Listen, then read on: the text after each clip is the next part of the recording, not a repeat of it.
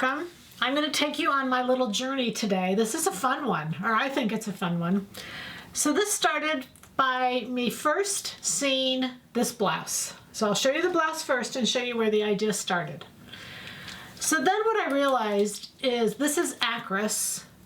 ACRIS is an abbreviation or acronym for Alice Kremler Shaw. She's German. The line is out of Switzerland. It's a beautiful line. Most lines, when they use two names, it's more expensive. ACRIS is just the opposite. ACRIS, A-K-R-I-S, that line is more expensive than ACRIS Punto, P-U-N-T-O. That's their lower price line. They're all really expensive, don't get me wrong. But just so you know, the difference is ACRIS is just their high-end ready-to-wear, and then ACRIS Punto is their mid-range, they call it. So this shirt was ACRIS, so it was their higher-end line, and this blouse was $695. It's still available, $695. I saw it at Neiman's. I saw it actually two different places that I was shopping. I just loved it. I love the lines. I love the line play. ACRIS does a lot of details and a lot of fun things with their styling. So I have a tendency to watch them periodically just because I think they're so good at what they do and they're so creative, especially with stripes and combination of fabrics. A lot of times they'll use different fabrics together and they're very, very pretty. Sometimes we get their fabrics. I always call it to your attention and they're a lot of fun. So I decided I would make this blouse because I just loved it, and that's the first thing I go for is I like it, I love it, I make it. So, and I found this material. We have this material. In fact, I'm just putting it up, and it's a beautiful rayon.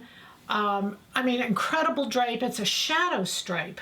So just beautiful. So perfect for this top. And so I got that and made that and love it. And then I started thinking, okay, I want to kind of pare it down. I want to simplify it.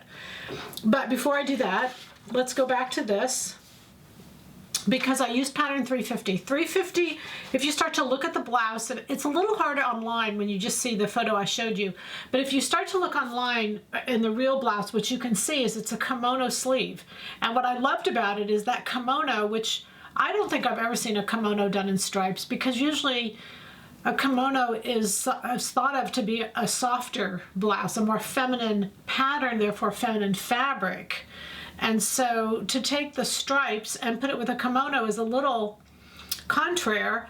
The fabric always wins, but in this case I loved it. They're kind of breaking the rules, but I just thought it was beautiful because what happens is the kimono comes out and it makes the stripes go completely different directions. But because there's this piece or this segment, it really allows you to do crazy things with the stripes. So immediately I thought of 350 when I saw the original blouse in the store, and I thought that will work perfect.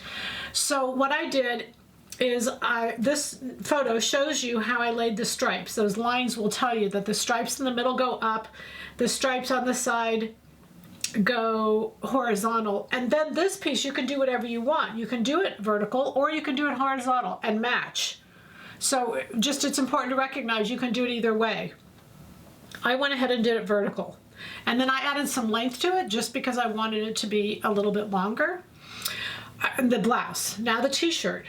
So I want to jump, and what I decided to do was make it even a little bit easier because I realized that we're more relaxed, we're more at home. Some of us are wearing blouses. I mean, I still am, but I thought I still want to take it to a t-shirt level and show you kind of the whole journey. See, it's fun to transition. So I stayed with the same pattern, stayed with the same idea of putting the stripes and doing all of that. But now what I did is I left off, and you can see in these pieces, I left off the front facing, I left off the collar. So now I moved the center front to the fold, and I put the gray stripe right down the middle and right down the middle of the back. So if you put the center back and center front right on those places, then what happens to the shoulder seam is you can see it will align and it'll automatically match. So that really makes it nice just in the whole shirt coming together and really making it look really beautiful. So if you look at these pattern changes again for the knit, I've got the front going fold, the side you can see is going horizontal, the stripe, and then again, you can put those two pieces together when you go to cut them out and make sure they match right across the sides of you.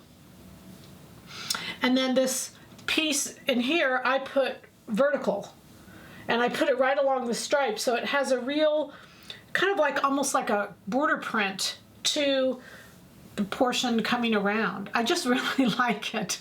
I really like it. It's just such a fun way to play with stripes. And again, kind of out of the box. I don't think I've ever done a stripe in a kimono to where those two are coming together. And I just think it's a really fun way and a really playful way. So this fabric is 100% cotton. This fabric is 100% rayon.